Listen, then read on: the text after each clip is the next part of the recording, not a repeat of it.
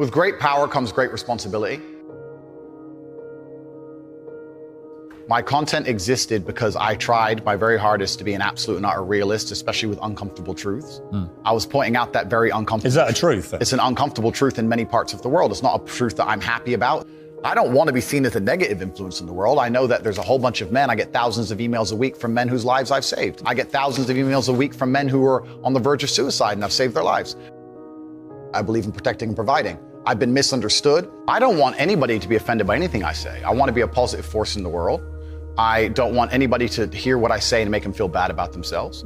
I want all people to live righteous and good, whether they're male or female. I think righteous is living true to your heart and knowing that you're doing good by people, not snaking anybody, not lying to anybody. I know I live a very righteous life. The government is not capable of helping the poor.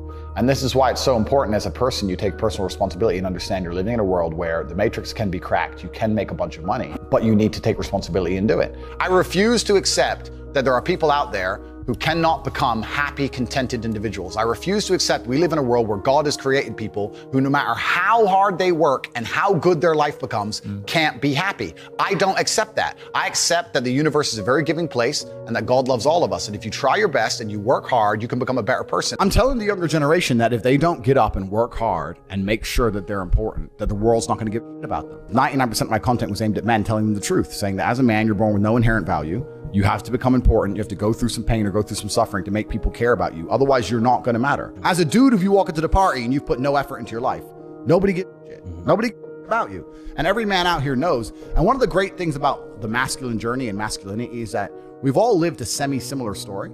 It's kind of cool. Like, we've all been the teenager, gets heartbroken. We've all been unimportant. We've all worked hard and then started to get some clout. And then we've all kind of lived the same kind of journey. So I say to everybody out there, yeah, if you don't follow that path and follow that journey and in one way or another get to the top, whether it's fighting, whether it's comedy, whether it's musician, whatever it is, if you're just going to stay somewhere near the bottom and then at the age of 44, email me saying I'm depressed, well, of course you're depressed. Loser. Yeah. But that was your choice because you have to build yourself as a man. And if you decide not to build yourself, then your life's going to suck. My main message is to resist the slave mind, to understand that every single thing you're being told has an agenda behind it or you wouldn't be told it otherwise, to examine every strongly held belief you have and try and identify where it comes from and why you have it. I sit and argue with people, I discuss things with people, and they so fervently believe a point. And I say, why do you believe that so much? Like, do you have personal experience? No, but I saw the news. The news told you X, and now you are desperate. You will sit here for hours arguing that point.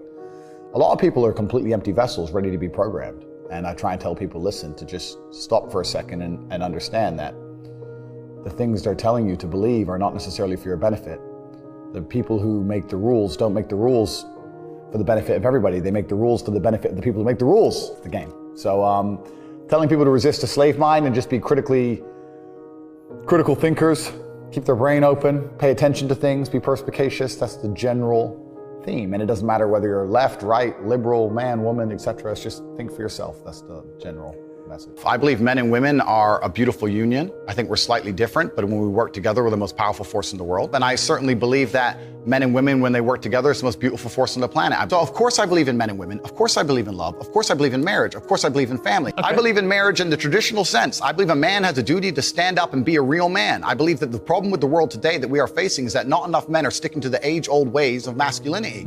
I believe that me standing up and saying a man must protect a woman and provide for her, so he needs to make sure that she's safe. He needs a degree of authority. I believe women are sovereign individuals and they can make any choice they so desire. I think that it's important that we remember that a man has a duty. I think I certainly in my relationship have a financial responsibility to provide for my woman. My woman would never have to work unless she wanted to because I'm the kind of person who works hard enough. And I'll make another point that needs to be said. The number of women who have stood up and stuck up for me is ignored. Thousands of women are making videos saying, I've met Andrew Tate, he's such a nice guy. I wish I had a man like Andrew Tate who felt responsible to protect and provide for me. You know what? I do belong to my husband. That's why I married him and I love him. We ignore the thousands of women who stood up and stood by me and said everything I said is true. This is that there's a large contingent of men who still want to make money, go to the gym, be strong, drive a fast car, be traditionally masculine, and don't want to be shamed for that. And I believe that feeling depressed is real. I don't believe depression as a clinical disease is real. No. I think PTSD is very real. Unfortunately, I have some friends who suffer from that. I know that feeling depressed is real. I believe that the number one power you have against these things are trying to take control of your own mind and affecting your own life. I believe that it's not healthy to hand over all your power and believe that depression is an outside disease that you can't affect. I know that when I've had difficult periods in my life, and also many of my friends, like I've said, suffer from PTSD and been through terrible things. I've lived a very difficult life, and I know people who have, that the things that made them feel better is when they woke up and said, you know what, I'm not gonna allow this to damage me anymore. I'm gonna take responsibility. I'm gonna get up and I'm gonna fight this as hard as I can. If someone comes to me and says I'm clinically depressed or I feel very, very sad, I would say the first thing you need to do is stop accepting the identity of a clinically depressed person. Stop accepting you have no control over this. And what you need to do is stop identifying that way, and let's work together to try and fight against it. A lot of people who are clinically depressed are suffering with something in their life, and if you fix the problem in their life, perhaps they won't feel depressed anymore. The thousands of people who have emailed me saying, my doctor told me I was clinically depressed and it's a disease that I have got in my brain and I can't be fixed. And I started listening to you and I realized that that's not the case and I can fix my own life, and you're the only person who has ever helped me. I believe feeling depressed is real. I do not believe it's a disease that you catch from the sky and you cannot affect. I believe that no matter what happens, I believe you have control of your own mind and you can fight against it. I believe if you change your circumstances in your life, you may feel different. I'll give you a quick example. I had a guy who emailed me saying he was clinically depressed and he was going to kill himself. I obviously am not a psychiatrist, I'm not a doctor. I told him, because I replied to my emails. I said, have you been to a psychiatrist? He said, yes, I'm clinically depressed. I've been on these pills, this amount of time. I'm on antidepressants, it doesn't work. I said, I don't know what to say to you besides this. And he said he lost his girlfriend, that's why I became clinically depressed. I said, listen, go to the gym, get a six-pack first. Once you've got a six-pack, email me again. If you still feel like killing yourself, I don't know what else to say to you. But I'd say, strong body is a strong mind, go train. He went, he started sending me progress pictures, emailing me him getting in better shape, and eventually got a six-pack. He's now a professional bodybuilder. And he said, I can't believe I was considering that. I feel so much better, etc. The doctor was telling him he was clinically depressed and couldn't cure it. He started taking control of his own life, and now he felt better. That if somebody has depression of any kind, whether it's clinical, whether it exists or not, whether they feel depressed or not, whatever, that taking control of their life, taking personal responsibility and working hard is always going to be the positive, best thing they can possibly do for their life going forward. How positive is it? Them. Of course, money can't buy happiness, I agree. But money is the third most important thing in the world. First is your health, because you have nothing if you're going to die. Second is your relationships, because you need love and family, that matters the most. But money can buy everything else. So money's the third most important thing. The average people come to me and say, what do I do? I'm just the average guy. And my only answer is stop being the average guy. It's my only answer. You can't just be the average guy anymore. The idea from the 1950s that you can just be the normal, average, law-abiding, hard-working citizen and you'll have a good life is gone. Any man out here who goes, I'm just going to work hard, do my bit, and obey the laws, and I'll have a good life. No, you won't. No, you will not. Just doing your job is never going to make you rich, because you're just going to be taxed into infinity and you're going to stay broke. So just obeying laws and doing your job now has set you up to be a peon and a slave for eternity. You have to get yourself in a position where you're making enough money. You don't know what to talk about, then you don't understand money. So go learn how money works. Go learn how a bank works. Go sit on YouTube for free. You don't just pay 50 grand in 4 years like a university. Go sit on YouTube and understand money, banking, or the real estate market, any of it. Understand the last housing price crash, why it happened, understand mortgage rates and how that's affected by interest rates. Understand it, and then go sit with someone else who understands it and talk about it. People should, even if they haven't got a penny in the world, should be going to these meetings about real estate, about investing, that especially if it's cheap, they should go. Just meet other people who at least have money. Have conversations about money, talk about it. How are you gonna get what you don't talk about? And yes, the cycle of precipitation, right? So a cloud comes, it rains, it falls down to the ground, it goes under the ground, whatever, goes into a stream, it moves into the stream, goes to the ocean, evaporates again up into a cloud, floats somewhere else, falls down again. It's always moving. That's how money is. People think that money is in these large stagnant pools hidden in people's bank accounts. That's not really true. Money is constantly moving all the time. And if you can find a way to get in between it and stand in the right place at the right time, you're gonna get wet. I think that's the new modern way to view the world. It's an attention economy. It doesn't matter what you do. If you're getting attention, you'll make money from it. One habit that people need to adopt, and this is a habit I had for a very long time, and I've actually recently cleared it from my brain because I've reached a point where peace of mind is worth more than money. But every single time money is spent, you need to identify how your money was taken from you. And I say taken because money can't be made. Money is taken.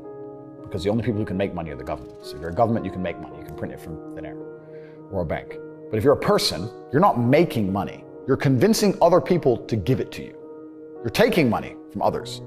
So every single time you spend money on anything, you need to identify how it was taken from you. When you go and buy a coffee, don't just go buy the coffee and sit down. Sit and say, why did I buy this coffee? Okay, I really wanted coffee. Yeah, but then why did I go into this store and not that store? Is it better advertising? Does it have less of a line? Do they have seating? How did they convince me to come in here? How much did this coffee cost? £6. What's the profit margin on that? Probably £5.50, £5.80 probably by the time. The cup probably costs more than the coffee. The coffee is just water. How did they convince me to spend £6 in this place? And when you sit there and analyze and you all start to learn little lessons about business, you'll learn about the importance of the signage. You'll learn about the importance of there being no queue. Yeah. So that if you ever run a business, I'm telling you, I say with my business, my people all the time, faster. All the time, quicker. Yeah. Like I have a couple businesses that are physical. I'm like, I don't want to see a line. I don't want it to see empty because it looks bad. So when there's lines, you work fast. When we're down to 1 or 2 people, you take your time, you talk to the customer. Right. You keep it so there's like always one person at the thing. Like manage the line. Like people don't think about this stuff. No one's gonna sit and wait in a long queue. Maybe some idiots will, but people like me won't. We got shit to do, right? My time's worth money. I'm not gonna stand and wait in a line. So you have to identify how your money is taken from you. If you start doing that with every single time you spend anything ever, you're gonna start to identify business opportunities, and you're gonna sit there and you're gonna have coffee and you're gonna go, you know what? They could have sold cake and they didn't. Could I outcompete this place? Let's imagine I had the money to start a coffee shop right next door. How would I outcompete them? Well, I'd have cake because they don't have cake. Also, most people in here are businessmen. And the guy serving some dude. No, we need a cute waitress. His ass is fired. We need a chick. Put a chick here, put some cake in. Financial Times, business people in. People don't even think about this stuff. They don't use their brain ever. They don't ever look around and realize how they're spending their money. They don't look around and look at which businesses are successful. They don't look around and pay attention to anything. They don't look at the world and all the things that are happening and how it can benefit them. None of it. They don't look at any of it. They're too busy following the circus. This is why it's clown world. I was walking to college with a couple of my friends, and a Ferrari drove past. And I said, bro, you see that? And he goes, yeah, what about it? I said, doesn't that piss you off? I must be about 16. He goes, why? So this dude has 400 G's for a car, 400 grand. I'm walking 4 miles to college because my mom hasn't got any car. He has 400 grand. Do you think he works a job? Do you think he's behind a counter somewhere? He knows something about the world that I don't know. And they were like, well, he's rich. I'm like, yeah, I know. I didn't say he wasn't rich, dummy. I'm saying he knows something about the world I don't know. And I was intrigued and it angered me. I couldn't sleep for weeks. I was pissed off. Every time I saw somebody with genuine money, I understood that everything I was being told and taught and they were trying to make me believe just simply wasn't true. I was like, none of these people are getting these things by following the path that the system is trying to make me follow. And everybody intrinsically knows this. If you go to if you're at a BP, you're at a petrol station, and I pull up in my Lamborghini, nobody goes, wow, he went to school. Yeah. He studied hard. And they do that because they know that the easiest way to amass wealth is to break the rules, because the rules are not designed to allow most people to make money. You can make money within the rules, of course you can, but most people don't. Most people who follow the path work, consume, die. That's it. So I always knew the same thing as you, and I knew there had to be another way. I knew that just working for money was a paradigm that wasn't true. And then you understand making your money work for you, and you understand delinking your time from money. Yeah. You start learning to understand these things, but eventually you build a system and you build an ecosystem like me. I have 60 or 70 people work for me all around the world, and things just happen and money just kind of appears as long as everything's well organized. I mean, in my experience, like imagine if I didn't have all this money and I had to go get a job again, I'd get a sales job because I've always been a salesman. And I think that's a very important life skill to have, to be good at sales and to deal with the stress and have a commission-only environment. But I don't know if they even teach sales in university. Yeah, it's all garbage. They don't teach anything important. They just teach anything. They teach things that are going to keep you inside the slave mind. And they want you to go to school and then go to college and then go to university and get in debt. And you have to be in debt so that now you have to work. And you're working and you're in debt, and then they want you to take on more debt if possible in the form of a mortgage, which a lot of people do, which we can talk about because I know you're the property guy. Yeah. And then you're in debt now, and once you're in debt, you can't really quit your job, and it's very difficult for you to leave the country. And now they can hold things over you. That's the goal. It's all about control mechanisms, and the system is very well designed to make sure that people are conditioned to obey. It's very hard for the average person to say no to anything. Unless you have millions and millions and millions of dollars, it's very difficult to even have an opinion on subjects. That's the thing about being a man, and that's what I was saying to the kids. It's like, look, you need to get up, and it's gonna be very, very difficult. The world's getting harder and harder, especially for men. It's all clout, it's all status, There's no way you're going to matter unless you get up and you work extremely hard.